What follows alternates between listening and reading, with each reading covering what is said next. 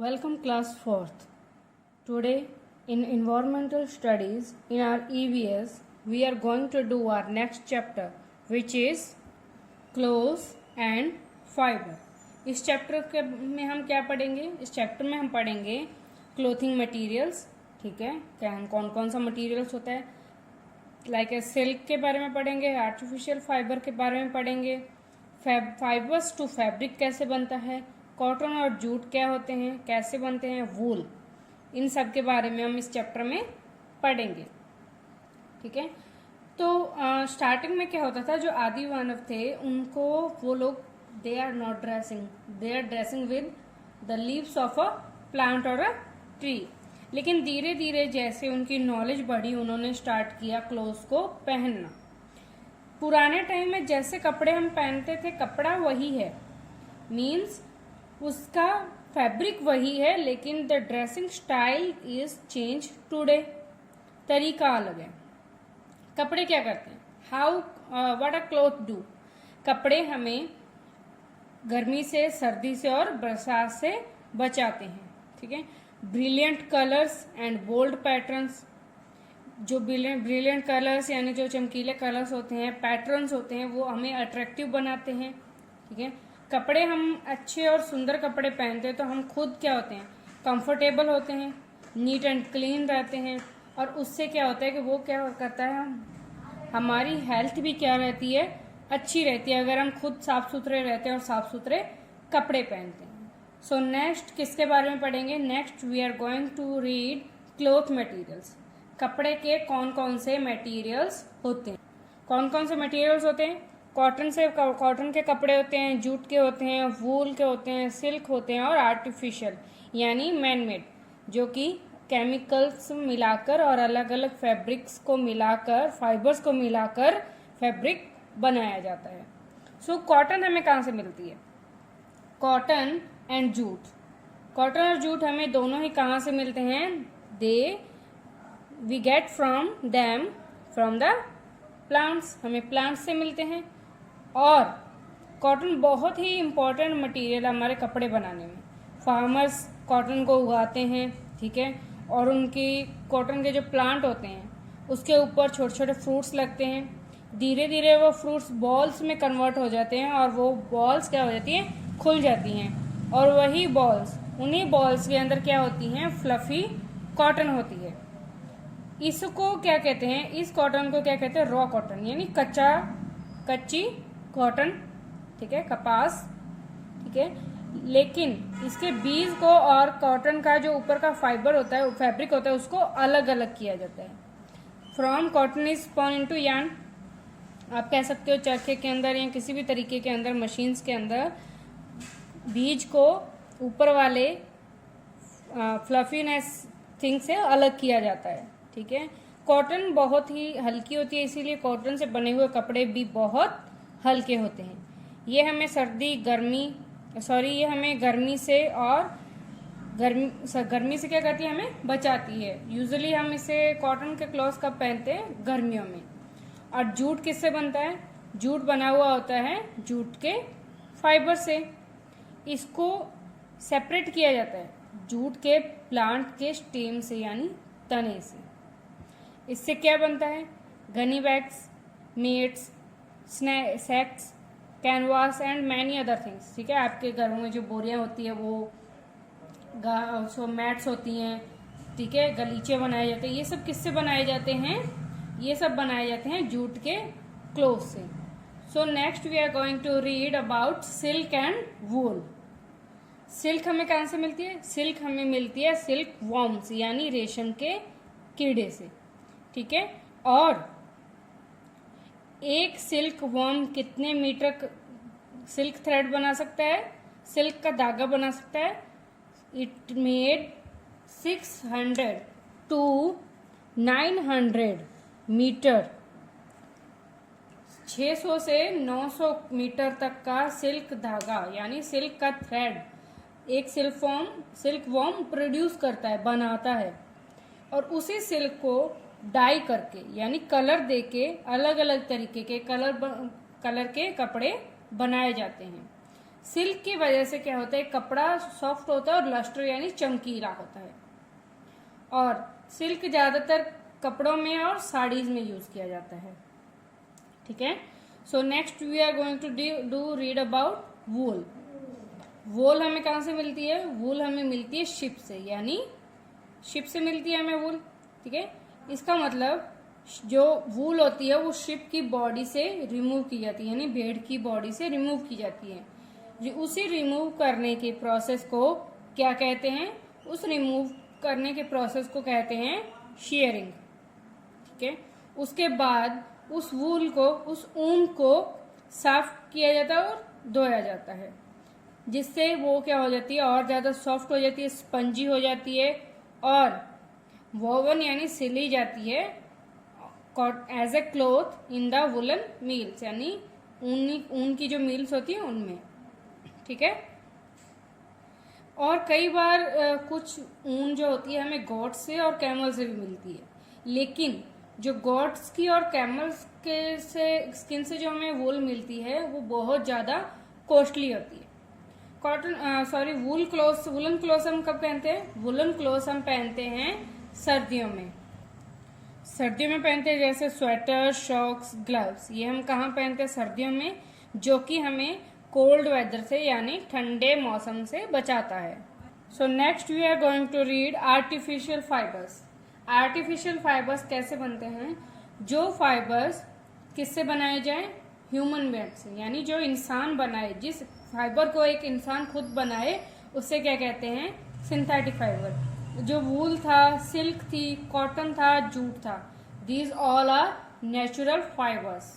और ये क्या है? खुद बनते हैं या फिर किसी कीड़े मकोड़े के द्वारा बनाए जाते हैं। और जो आर्टिफिशियल कपड़ा होता है वो किससे बनाया जाता है? ह्यूमन से, यानी आदमी उसे खुद तैयार करता है, जैसे लाइलॉन, टेरेलिन, इस तरीके के। इनको क्या किया जाता है? बनाया जाता है अकॉर्डिंग टू द इंडस्ट्रीज की डिमांड से, यानी इंडस्ट्रीज की मांग पर।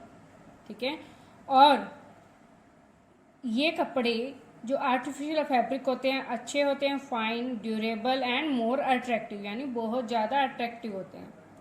और इसको क्या किया जाता है? कॉटन के पल्प से या कॉटन से कुछ केमिकल मिलाकर एक नया फैब्रिक तैयार किया जाता है, ताकि वो सिल्क से भी ज़्यादा सिल्की और लस्ट्रस हो।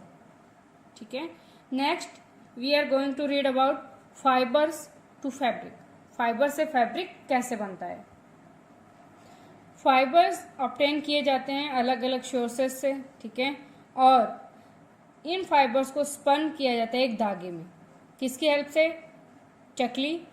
ये हैंड स्प्लेंड होता है, यानी ये गोल चक्रे की तरह होता है, आप कह सकते हो कि इस तरीके से, और इस तरीके से घुमाते जाते हैं और वो धागा उसके ऊपर राउंड राउंड शेप में आता जाता है। इसके अलावा चरखा, स्पिनिंग व्हील, ये देख सकते हो, दिस इज द चरखा। टेक्सटाइल मीन्स में मशीनें यूज की जाती है आजकल के टाइम में बहुत बड़े लेवल पर, ताकि बहुत ज़्यादा फैब्रिक बनाया जा सके। ठीक है, और weaving is done by handloom and powerlooms. Handlooms यानी खुद बनाते हैं लोग, और इसके अलावा पावरलूम्स यानी इंडस्ट्रीज में और मिल्स में भी क्या किया जाता है? कपड़ा, धागा तैयार किया जाता है। ठीक है, सो नेक्स्ट हम क्या पढ़ेंगे? नेक्स्ट हम पढ़ेंगे care and maintenance of clothes. Clothes की हम केयर कैसे कर सकते हैं? कभी आप लोगों ने घर पे ध्यान दिया है?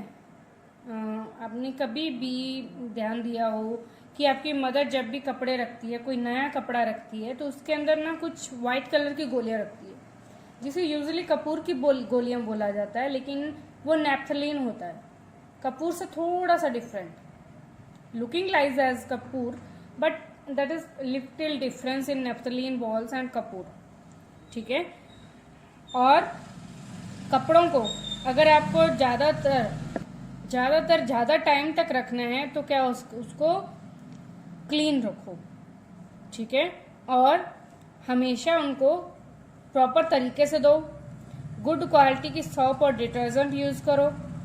और अगर वुलन और सिल्क के कपड़े हैं तो उन्हें ड्राई क्लीन करवाओ, क्योंकि वो लोग कुछ ऐसा केमिकल यूज़ करते हैं जिससे क्या होता है कि जो हमारे यूजुअली हम सोप्स और डिटर्जेंट यूज़ करते हैं वो हार्मफुल होते हैं उनके लिए। तो वो केमिकल, ऐसा केमिकल यूज करते हैं जिससे वो कपड़ों की शाइन भी क्या हो, बनी रहे, नए की तरह रहे। दाग जो लगते हैं उनको रिमूव करो, ठीक है, जब वो फ्रेश हो। एक दाग सूखने के बाद बहुत हार्डली निकलता है। Torn clothes should be mended in time, ठीक है, कपड़ों को क्या हो, हर टाइम, ऐसा नहीं है कि एक बार एक कपड़ा पहन लिया और बहुत ज़्यादा टाइम तक पड़ा रहा। आप उसको कपड़ों की क्या हो, तय को आराम से बनाओ। कपड़ों की आसपास की जो जगह होती है उसको भी क्या करो, क्लीन करो। और आप उसको अच्छे से प्रेस करके रखो ताकि उसमें रिंकल्स यानी क्या हो कि झुर्रियाँ ना पड़े। इंसेक्ट से बचाने के लिए जैसे मैंने अभी आपको बताया था कि आपकी मदर डालती है नेफ्थलीन्स की बॉल्स और मॉथ की बॉल्स, ठीक है, इससे क्या होता है कि इंसेक्ट उस पर अटैक नहीं करते और आपके कपड़े नए के नए बने रहते हैं। So class 4th, this is the time of exercise time. Exercise में फर्स्ट है blank is the most important textile fibres. कौन सा ऐसा है जो बहुत ही ज़्यादा इम्पॉर्टेंट है textile fibres, which is cotton, ठीक है, and is the process of removing wool from the ships body. क्या होता है, दैट इज शेयरिंग। तो आपको बाकी के आंसर्स भी क्या हो जाएंगे, प्रोवाइड हो जाएंगे। ट्रू फॉल्स में wool is manmade fibre, no, क्योंकि ये तो शिप से मिलती है हमें। Naphthalene balls are put while storing silk cloth, yes, ताकि वो सही रहें और उनमें कोई इंसेक्ट्स ना लगें, ठीक है। नेक्स्ट है नेम टू, कोई भी नाम। Plants which give us fibres, कोई भी ऐसे प्लांट जो हमें फाइबर्स देते हैं। एक तो कॉटन प्लांट हो गया और दूसरा jute plant. Animals which give us fibres, क्या हो गया, शिप और दैट इज गोट, और कैमल भी लिख सकते हो। नेक्स्ट है आपके question and answers. What do clothes protect us from, clothes protects us from seasonal changes. What are the things that give us raw materials for clothes, cotton. Classify fibres on basis of origin, अलग अलग तरीके के fibres को उनके origin से यानी कहाँ से वो हमें मिलते हैं इसके अकॉर्डिंग हम उनको क्या करेंगे, अलग अलग करेंगे। How is cotton manufactured, cotton कैसे बनती है हम उसको पूरा एक्सप्लेन करेंगे कि हमें कहाँ से मिलती है, उसके बाद क्या किया जाता है, फिर बीज को अलग किया जाता है, फिर उसका फाइबर बनाया जाता है, इस तरीके से। Fifth, why do we wear cotton clothes in summer and woollen clothes in winters. हमने जैसे अभी चैप्टर में पढ़ा था कि हमें ये गर्मी से बचाता है क्योंकि ये ठंडा होता है और ये गर्म होता है और हमें सर्दी से बचाता है। तो आंसर में आपको पूरा एक्सप्लेन कर दिया जाएगा और इन सब के जिनके अभी मैंने आंसर नहीं लिखे हैं आपके सामने, इनके भी आंसर्स आपको प्रोवाइड हो जाएंगे। So class 4th next video में और नेक्स्ट सेशन में हम किसके बारे में पढ़ेंगे, हम पढ़ेंगे chapter number 6 a best house. एक अच्छा घर कैसा होना चाहिए, किस तरीके के घर होते हैं, ठीक है, किस तरीके के उसका यूज़ किया जाता है, किस तरीके उसको सैनिटेशन किया जाता है, ड्रेनेज सिस्टम कैसा होना चाहिए, तो इसके बारे में हम नेक्स्ट चैप्टर में पढ़ेंगे। So class 4 that was your chapter, ठीक है, chapter number 5 and your question and answers will be provided to you. So I hope so you are understand it very well and you are doing your homework very well. So thank you class. This was your chapter number 5.